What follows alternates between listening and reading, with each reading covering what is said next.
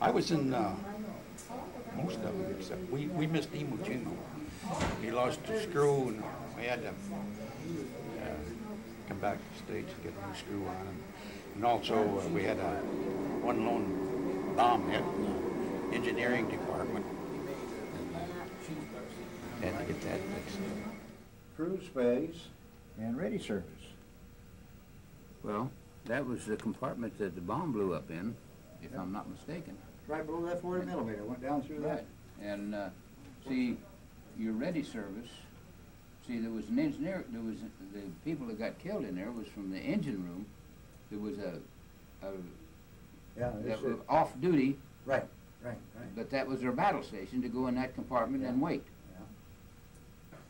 Most of the men at Green Island, I mean most of them, there was an Indian fellow, a young fellow, he was real young, Harral. All those guys were in my division.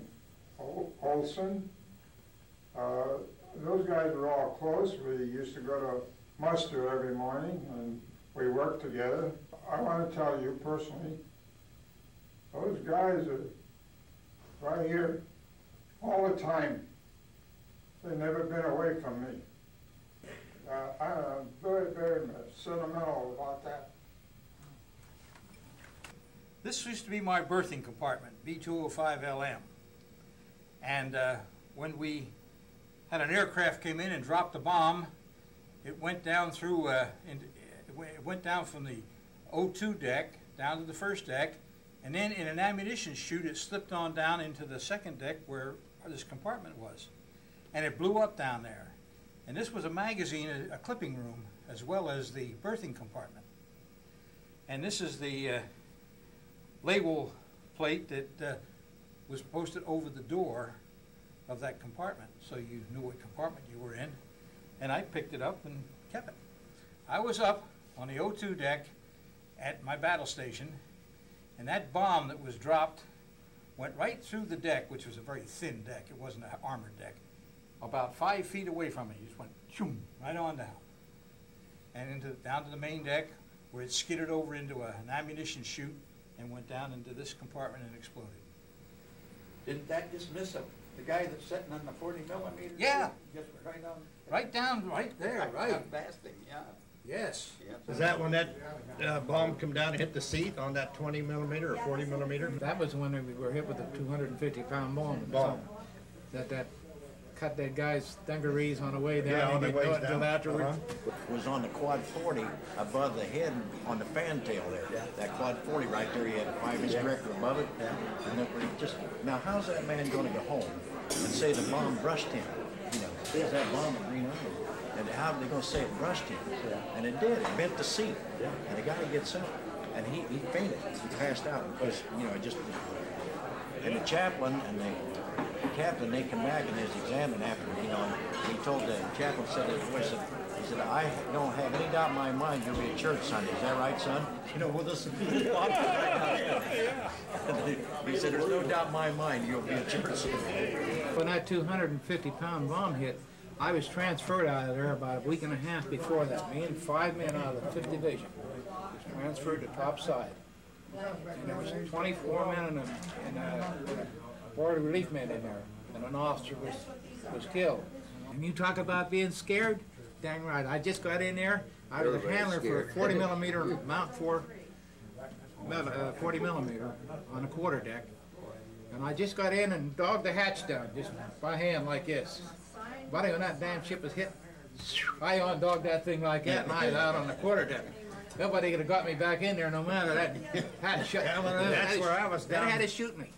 I remember old Ross was the chief. He and I were just like brothers. We 11. And he was going there bringing out bodies when we got the bomb midship. And here I remember seeing this guy peek over the table in front of the post office. There's a table that you can write on. And then turned it over and he was over there. My battle station was stretcher bearer midship, which was just forward to the 16-inch handle number 4 turret. And when we got hit, they called for stretcher bearers midship report back aft, so I went up there. Man, here's all these guys laying around there. Higginbotham, I think, was the chief's name, pharmacist mate. And me and this other guy is trying to roll this body over in the stretcher real easy. He says, "Put him in there, you're not gonna hurt him, he's dead." Yeah, okay, we did. That's where I grew up that day, real quick. That was a mess, I'll tell you. And trying to clean that compartment up afterwards? They sent me down there and I went out. I passed out. Yeah. Next thing I woke up in the medics. Yeah. Down. Hospital corpsmen and whatnot took all the bodies out, but we were constantly finding bits of flesh among the springs of some of the bunks that were left, or just pasted onto a stanchion or something like that.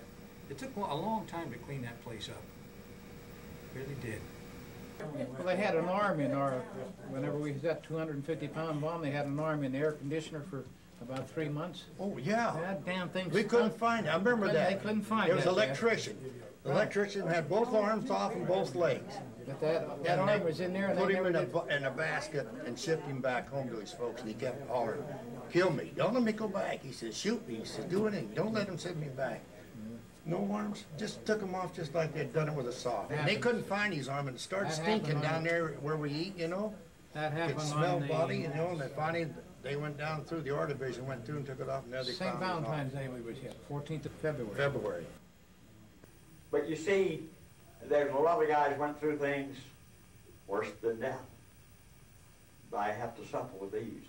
And these are the ones that we forget sometimes. And we see them with crutches and wheelchairs and whatever.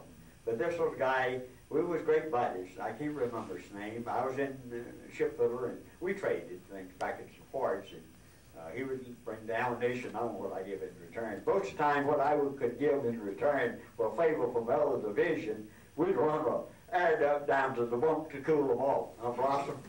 Then you get a coffee at the coffee shop, whatever. That's good.